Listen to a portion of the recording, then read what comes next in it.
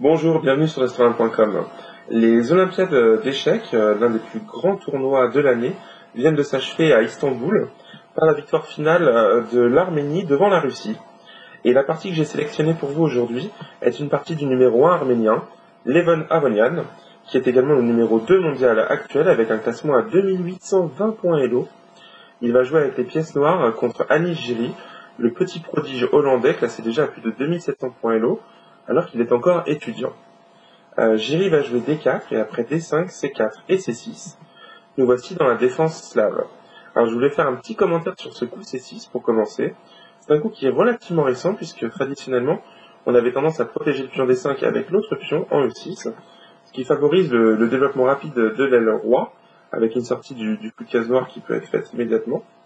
Et le coup C6, lui, favorise le développement du second coup, qui n'est nullement gêné par le pion E6. Et ça va renforcer le centre avec un pion de l'aile, en fait. C'est aussi ça la deuxième idée de ce coup. Cavalier F3. On ne craint pas trop la prise en C4, puisqu'il va y avoir des coups comme A4 qui vont permettre de le récupérer si on le souhaite. Et après cavalier F6, Giri va jouer Dame B3, qui est la spécialité d'Aronian quand il a les blancs. Et donc c'est un petit défi lancé à son adversaire de jouer sa spécialité contre lui-même.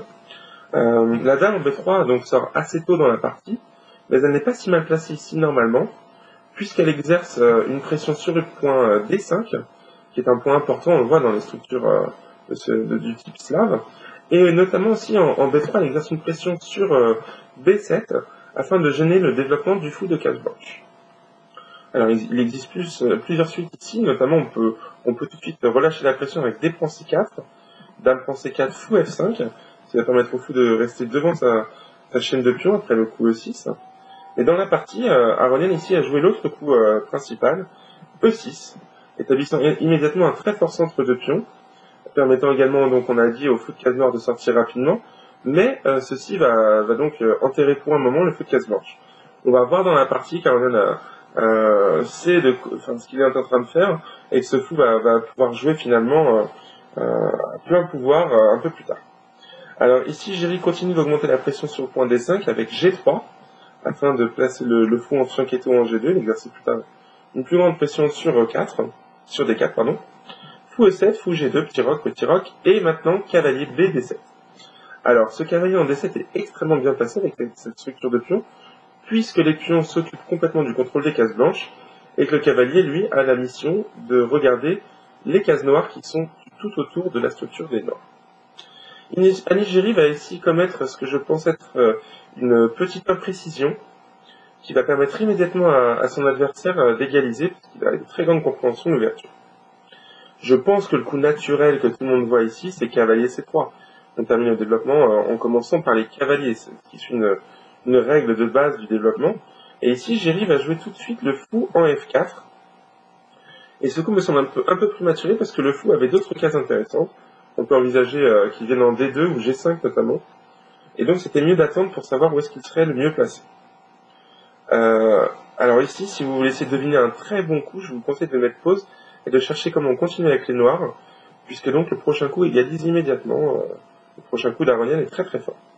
Il s'agit de A5, un coup qui va essayer de mettre en valeur le placement un petit peu en danger de la dame en B3, et va gêner le développement de ce cavalier B1, puisque celui-ci ne peut plus sortir en C3, sous peine de se prendre A4, attaquant la dame, donc c'est un sacrifice de pion, puisqu'il n'est défendu qu'une fois, alors qu'il a attaqué 2 fois.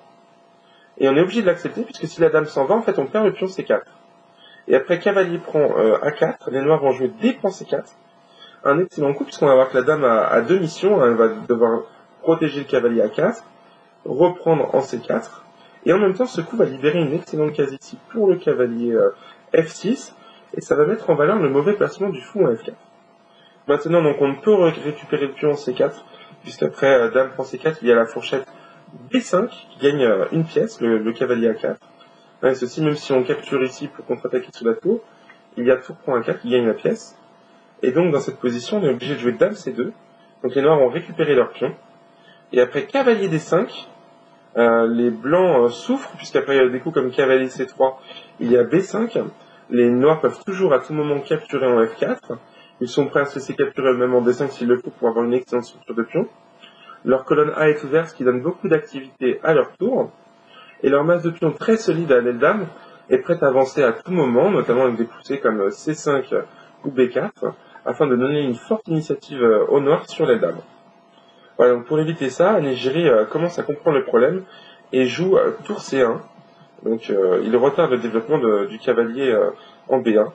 Et ici, Aronian montre encore une fois sa très grande compréhension de l'ouverture, avec un tout petit coup qui améliore tranquillement sa position, H6.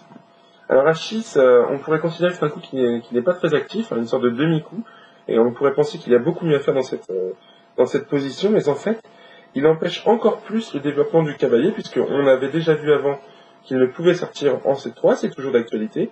Maintenant, il ne peut même plus aller en D2, puisque sur cavalier D2, eh bien, les noirs vont commencer à jouer activement de l'autre côté, avec le coup G5, et on va voir que ce fou donc est en grand danger en F4. Et après fou E3, il y a déjà cavalier G4, qui va permettre aux noirs de s'emparer de la paire de fous. Et après ça, leur fou en E7 va régner sur l'échiquier.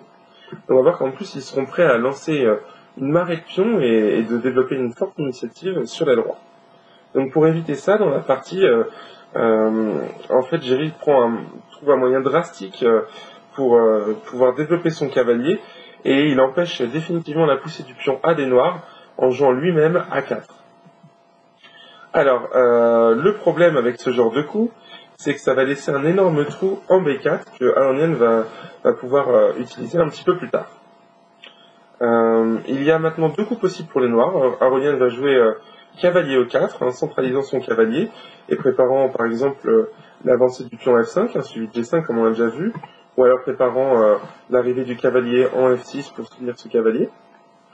Il y avait également une autre voie qui m'intéresse, c'est tout simplement défend C4, comme on l'a déjà vu, pour libérer la case D5 pour son cavalier, je veux dire, gênant le fou F4. Donc après cavalier E4, il y a eu cavalier FD2, Jerry n'a pas pu supporter l'arrivée de ce cavalier en E4, et plutôt que de proposer cavalier BD2 qui permettait au cavalier de se maintenir en E4 avec F5 par exemple, il a joué immédiatement cavalier FD2, ce qui met une grosse pression sur le cavalier E4, et peut permettre un jour de jouer les pions au centre avec les poussées F3 et E4. Beaucoup de suites ici encore pour Aronian, ce qui prouve encore une fois qu'il a déjà un jeu très, très agréable.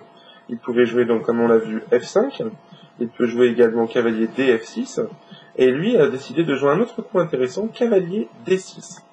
Alors le cavalier en D6 n'est pas mal placé, puisqu'il exerce une petite pression sur C4, qui est toujours gênant, et il vise également d'ici la case F5 pour taper sur le pion D4 qui manque un peu de protection.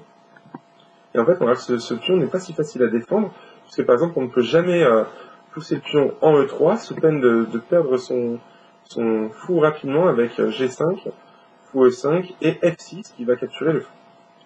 Donc ici, Jiri choisit un moyen un petit peu barbare de se libérer de la pression et donne la paire de fou avec fou prend D6.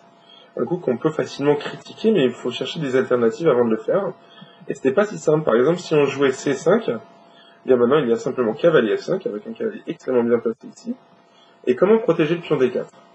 Eh bien, si on joue cavalier F3, il y a plusieurs suites et on peut notamment jouer tout de suite G5. Et maintenant, il va falloir protéger le pion avec le fou, puisqu'il y a G4 qui arrive qui va chasser le cavalier. Donc fou E3, G4. Et après cavalier D2, on joue fou F6. Et la pression sur D4 est énorme. On va pouvoir notamment l'augmenter avec la poussée E5 qui va briser la chaîne de pions blanche D4, C5. Et suivi peut-être de la poussée B6 qui va encore une fois briser la chaîne de pions par la tête. Et va permettre également au fou de case blanche de sortir en A6 à terme et d'attaquer une nouvelle faiblesse chez les blancs, le pion E2. Et donc, dans cette suite, les noirs ont un grand avantage. Si, après cavalier F5, on décide de protéger le pion avec la dame, en jouant dame D3, par exemple, eh bien, les noirs ont beaucoup de suites intéressantes. Par exemple, l'immédiat B6, qui va libérer le jeu des noirs à l'aile dame. On va envisager, par exemple, après la capture, de reprendre avec la dame pour taper sur B2 et préparer la poussée de C5, afin de libérer complètement toutes les pièces noires. Et puis, bien entendu, le fou va s'empresser d'arriver en A6 pour taper sur le pion E2 qui est donc immédiatement attaqué. C'est pourquoi on comprend mieux maintenant pourquoi Jiří se trouve un petit peu forcé de capturer le cavalier en D6, et après fou pour D6, donc Aronian a déjà la paire de fous. E4, pion prend E4, cavalier prend E4, et le fou en D6 va trouver une excellente case avec fou B4, et c'est là qu'on voit la petite concession qui a été faite par les blancs, avec le coup A4 tout à l'heure. Maintenant, on peut toujours pas sortir le cavalier B1, ça va devenir un thème récurrent de cette partie, puisque maintenant, après cavalier BC3, il y a F5, chassant le cavalier, on va voir qu'il peut aller nulle part en fait, puisque le fou contrôle ces cases-là, il ne peut pas aller là non plus, il n'a que des deux, et maintenant on va voir que c'est une pièce non protégée vis-à-vis de la dame noire, et donc c'est une pièce qui va souffrir immédiatement d'une suite tactique avec cavalier C5, un excellent coup, qui va briser la chaîne de pions blanche, avec pion prend, dame prend, et maintenant en fait le pion C5 est perdu à terme, il n'y a rien à faire pour le protéger. Donc dans la partie après fou B4, les blancs ont joué C5. C'est un coup un peu vicieux puisque maintenant ça coupe le fou de case noire des noirs de la défense de la case D6 et ça donc se propose d'installer un très fort cavalier sur cet avant-poste sur la 6e rangée. Mais Aronian avait tout prévu et joue cavalier F6 proposant l'échange de ce cavalier. Et on va se retrouver obligé de le faire parce que si on joue tout de suite cavalier D6, eh bien les noirs vont simplement pouvoir jouer cavalier E8 pour l'échanger ou le chasser tout simplement. Maintenant si on recule, eh bien les noirs vont pouvoir continuer leur développement tranquillement. Et donc après cavalier prend fou, tour prend, dame C4 protégeant D4, puisque ce pion traînait encore une fois. Il y a tour C7, un coup qui est très fort puisque ça permet d'installer les pièces lourdes en vis-à-vis de la faiblesse des blancs, le pion D4, qui est un pion arriéré. Il ne peut avancer grâce à l'étau des pions C6 et E6. La case D5 est fermement protégée, donc D4 est une faiblesse chronique qui va peser lourdement sur le camp blanc, en fait, tout simplement. Voilà, donc dans la partie après cavalier F6, les blancs ont joué dame C4. Et maintenant, il y a cavalier prend cavalier, fou prend, et on va voir que la case D6 est relativement inutilisable pour les blancs, parce qu'il faudrait y placer un cavalier, et que dès que le cavalier va pouvoir sortir, les noirs ont déjà le loisir d'échanger leur fou de case noire contre celui-ci, privant les blancs d'une pièce pour aller profiter de leur avant-poste. Et donc la seule chose qui va rester vraiment dans la partie d'important, ce sera la faiblesse du pion D4. Maintenant, un coup assez kasparovien d'Aronian, roi H8. Donc c'est un coup prophylactique qui va mettre le roi en sécurité avant même qu'il soit en danger en fait. Il se retire de la diagonale sur laquelle la dame blanche exerce une certaine pression. Et ceci va libérer complètement les pions noirs à l'aile roi, qui vont pouvoir avancer sans craindre de clouage ou d'échec intempestif. Fou G2, le fou revient à sa place normale. Et maintenant, un sacrifice de pion très très fort de la part d'Aronian, E5, qui couronne sa stratégie, puisque maintenant le jeu va s'ouvrir pour sa paire de fous. Le fou notamment de case blanche a une excellente case en E6, et d'autres en F5 et G4 qui sont très intéressantes également. Et les blancs ne peuvent accepter le sacrifice de pion sans se retrouver complètement paralysés, puisqu'après D pour E5, il y a simplement dame E7, qui met sous pression le pion C5, et qui attaque directement le pion E5. Et pour le protéger, on n'a pas vraiment le choix, on est obligé de jouer F4. Et maintenant, il y a fou E6. La dame va se retrouver toujours obligée de contraindre de défendre le pion C5. Dame C2, tour à D8. Et on va voir que le thème du manque de développement des blancs continue. Il est toujours d'actualité, puisque le cavalier en B1 ne peut sortir. S'il vient en A3, il perd le contrôle de la case D2. La tour noire envahit immédiatement le camp blanc avec tour D2 suivi de tour F D8. Et si le cavalier vient en C3, eh bien le pion C5 est perdu avec un grand avantage pour les noirs. Voilà pourquoi, après E5, Jiří a tenté D5, essayant de briser la chaîne de pions noirs qui fait face à son fou. Et maintenant, Aronian va jouer pour le gain, avec un sacrifice de pion très intéressant, F5, qui donc donne un pion en C6. Et après D point C6, il joue simplement E4 pour enfermer encore une fois le fou des blancs en G2. C prend B7, fou prend B7, C6 et fou A6. Donc on va voir que les fous exercent une très grande pression sur l'arrière garde des blancs. On va voir notamment que la case en D3 est une case rêvée pour ce fou. Et Dame V3. Alors à la place de Dame V3, on pouvait se demander ce qui se serait passé sur le coup C7. Et c'est en fait une suite magnifique qui est à la disposition des Noirs ici. Alors je ne peux être certain que Aronian l'aurait joué dans la partie, mais c'est une suite qui a été vue par nombre d'analystes à l'analyse justement.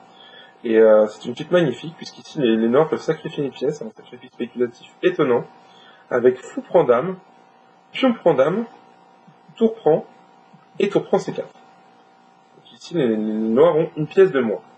Mais on va voir que les Blancs souffrent toujours d'un développement atroce, et d'une grande faiblesse sur la première rangée, que les Noirs vont pouvoir exploiter immédiatement avec tour D1 échec, forçant les Blancs à jouer fou F1. Et on va voir que tout est cloué chez les Blancs, ils sont complètement paralysés, ce qui va permettre aux Noirs de jouer avec une pièce de moins, mais avec une très forte initiative. Et en fait, l'ordinateur ne comprend pas encore, mais dans quelques coups, si vous laissez tourner les moteurs d'analyse, ils vous montreront que les Noirs sont déjà complètement gagnants, grâce au coup d'attaque F4 qui sacrifie un autre pion, le pion E4. Et en fait, l'idée est de libérer une autre colonne pour la seconde tour. Donc, si les Blancs prennent en E4, on va avoir la colonne C pour envahir le camp des Blancs et venir doubler les tours sur la première rangée pour récupérer à la fois le fou et à la fois le cavalier B1.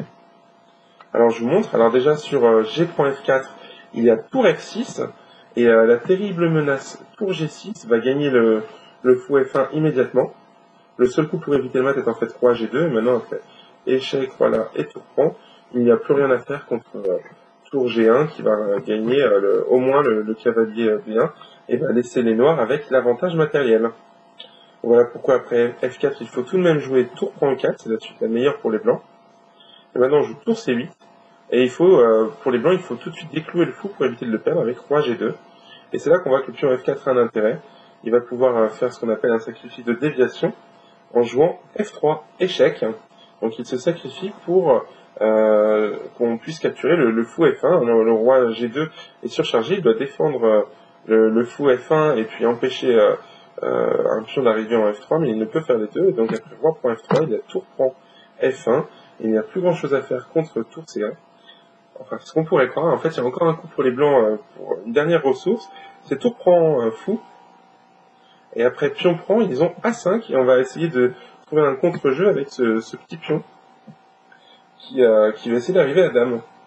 Et ici, il faut être encore précis avec les Noirs, malgré tout, on pourrait penser que c'est terminé, mais en fait, il faut jouer le très précis tour E1, et la tour en E1 va complètement paralyser toute la position blanche, puisque notamment donc, le cavalier est cloué, du coup la tour est bloquée à sa défense, et donc les deux pièces ne peuvent bouger, et également la tour en E1 coupe le roi blanc de son pion passé en A5. Il n'y a plus qu'à jouer la tour en A8, éventuellement en A7 si on a le temps, pour capturer le pion A au dernier moment, et rester avec une position complètement gagnante pour les Noirs. Si à la place on avait joué tour C1, en fait c'est étonnant, mais c'est juste égal grâce à A6, tour prend B1, et un coup exceptionnel ici, tour A3, qui va complètement bloquer les tours noirs et les empêcher de rattraper le pion A6, qui est maintenant sûr d'arriver à promotion. Par exemple, si on joue B prend A3, il y a A7, tour prend B2, A8 dame, roi H7, dame E4, et il n'y a rien à faire contre les échecs sur cette case E4 et sur la case E8, puisque maintenant si on joue par exemple G6, il y a échec, échec, échec, et donc c'est un échec perpétuel qui va sauver les Blancs. Donc c'est une suite tactique extraordinaire qui menait au gain des Noirs. Donc après fou A6, comme je vous l'ai dit, Géry a joué dame B3, tour C8, et enfin il va pouvoir sortir son cavalier, mais au prix de son pion de plus, avec A et C3, tout prend C6, et les Noirs vont rester avec un avantage positionnel énorme. La partie, on va dire, est stratégiquement gagnée, et on va pouvoir admirer maintenant la technique d'Aronian pour convertir cet avantage assez rapidement et de manière exceptionnellement tactique. Cavalier D5, fou C5, donc les fous se braquent directement sur le petit roc des blancs. Fou F1, hein, les blancs sont logiquement en train d'essayer d'échanger un des fous adverses pour les priver de la paire de fous, et notamment le fou en G2 ne servait à rien, alors que le fou des noirs en A6 était très très fort, il pouvait notamment, comme je l'ai dit, arriver en D3.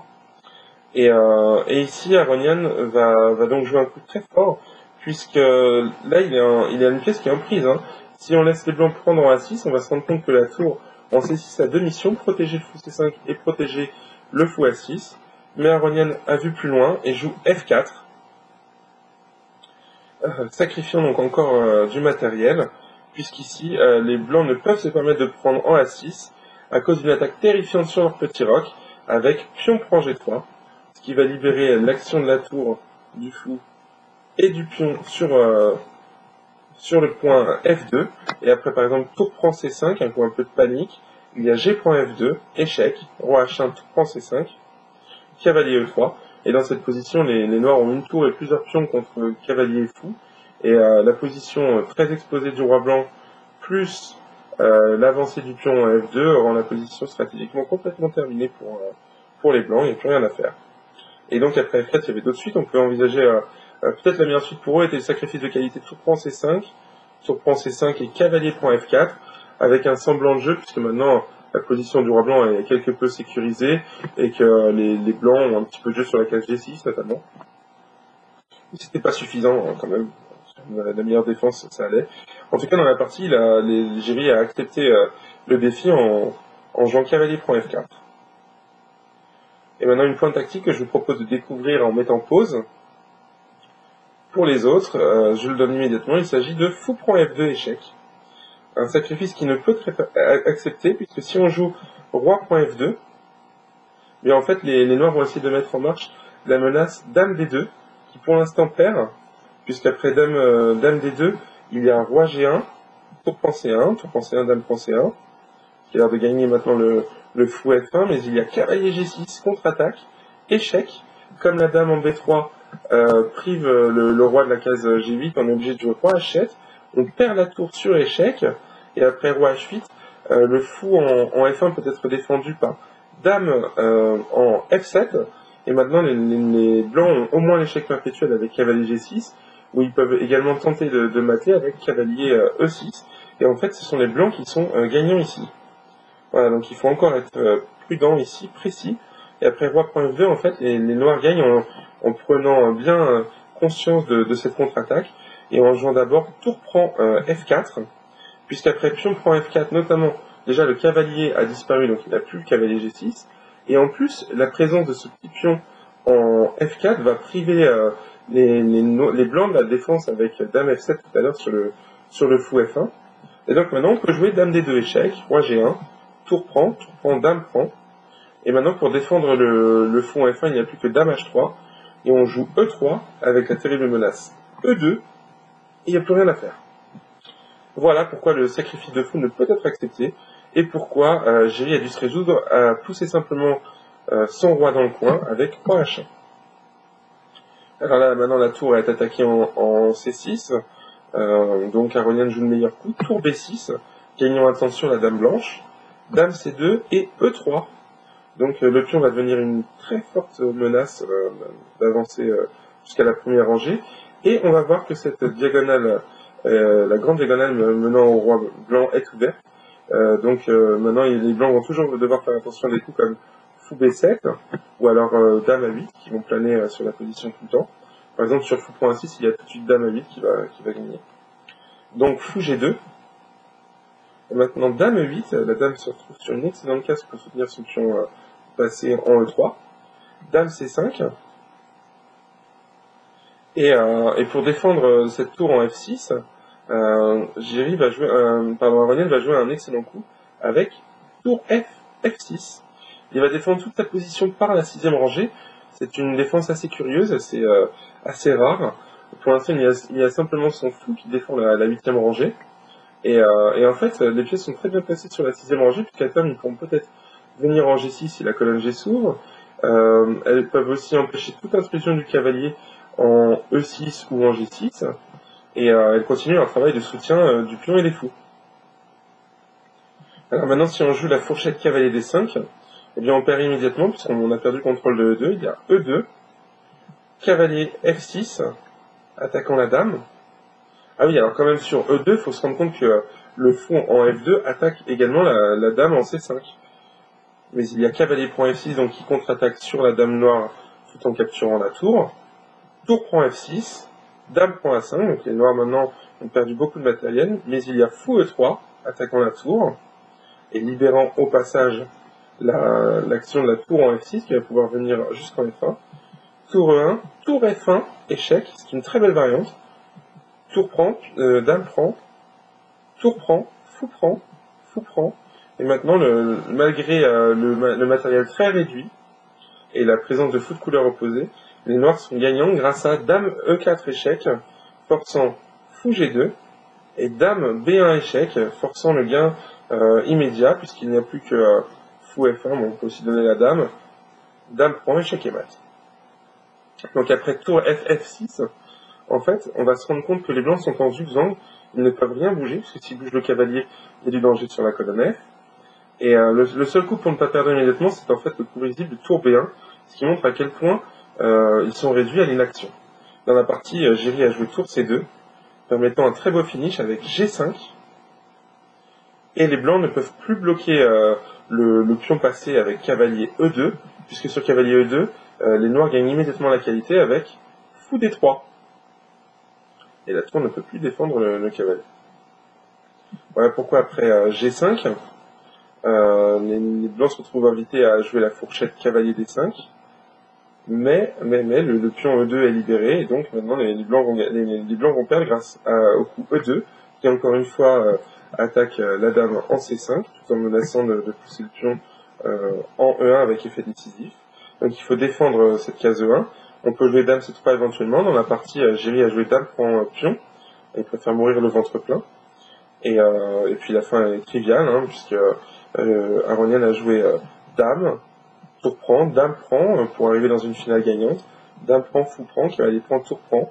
Et on se retrouve dans une finale avec un fou contre deux pions, que la technique d'Aronian va permettre de terminer très rapidement, hein, puisqu'après tour C6, tour prend, fou prend, il va activer son roi avec roi G7, roi G2, roi F6. On voit tout de suite que le roi en finale, je vous le rappelle, est une pièce qu'il faut jouer comme les autres, puisqu'elle est moins menacée de mat, maintenant que le matériel est très réduit. Il faut s'en servir pour attaquer. Fou F3, roi E5, pardon. Alors en fait, le dernier espoir des blancs réside dans la disparition des pions noirs, puisque une finale, même s'ils se retrouvaient obligés de perdre leurs 4 pions, une finale avec un fou contre deux fous, c'est égal, ça se tient. Donc ça va être leur première chance, ils vont jouer H4 pour essayer d'échanger les pions. Les noirs vont tout de suite ramener du matériel avec fou C8 pour priver les blancs de contre-jeu de ce côté. H prend G5, H prend G5. Et ici, Géry se rend compte qu'il ne pourra jamais échanger ce pion G5. Et donc, il va se retourner sur ces deux derniers pions, en fait, les pions A et B, pour essayer d'en promouvoir un. Mais c'est désespéré, donc il va sacrifier le pion G3 avec roi F1 pour empêcher ce fou de garder les cases noires B4 et A5. Et après, fou prend G3, il joue B4, roi D4, le roi est dans le carré des deux pions. A5, roi C4, et puis la dernière blague de Géry ici, A6, un pion qui a l'air en prise mais qu'on ne peut prendre, puisqu'après fou prend A6, il y a bien sûr l'enfilade fou E2 qui va gagner le fou, et va nous permettre d'arriver dans une finale de fou de couleur opposée, complètement égale. Mais bien sûr, Aronian ne tombe pas dans le piège, et après A6, il joue simplement fou B8 pour arrêter le pion, ce qui va forcer les blancs à abandonner, après fou B7, puisqu'après fou prend, pion prend, c'est complètement bloqué, il va pouvoir simplement promouvoir son pion G. Voilà, j'espère que cette partie vous a plu, elle montre quand même un très grand niveau de compréhension de l'ouverture d'Aronian, très grand niveau de travail aussi. Ça explique comment un joueur du top peut vraiment faire la différence avec les autres. Il a ici effacé un adversaire qui est pourtant un des plus grands prodiges des échecs actuels, et cette victoire a permis en fait à l'Arménie de se hisser à la première place au moment même où la Russie, qui était pour l'instant première, a été défaite par les États-Unis, ce qui a relancé le tournoi et a permis finalement la victoire de l'Arménie à la dernière ronde. Voilà, je vous souhaite une très bonne continuation. À bientôt sur l'astrolim.com.